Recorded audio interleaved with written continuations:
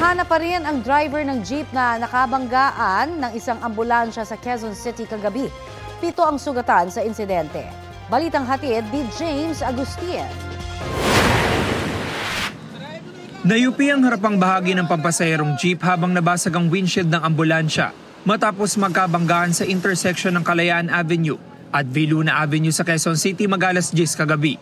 May sakay na lalaking pasyente ang ambulansya na ililipat sana ng ospital.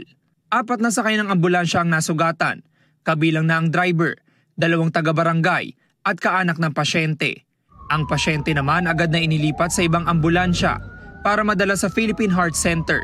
Nagpapasalamat kami sa Panginoon, wala akong malubang nangyari sa lahat ng dala na sakay ng ambulansya namin. Siguro yung mga galos, yun, mga muscle pain, ganon, chest pain, like yung driver namin. Sugatan din ang 2 pasahero ng jeep.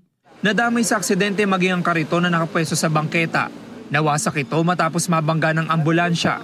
Maswerteng gasgas lang sa noo at braso ang tinamo ni Mang George na natutulog noon sa kariton. May narinig akong wangwang. Parang panaginip na, wang. Bilang tumilapon ako. Nagising ako. Kala ko patay. Kaya kaming 2 magkatabi, Santo Niño.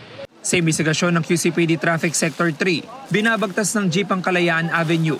Pagdating nito sa kanto ng Viluna Avenue, saktong patawid noon ng ambulansya. Sa kabuuan, 7 ang nasugatan sa aksidente.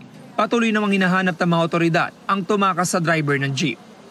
James Agustin nagbabalita para sa GMA Integrated News.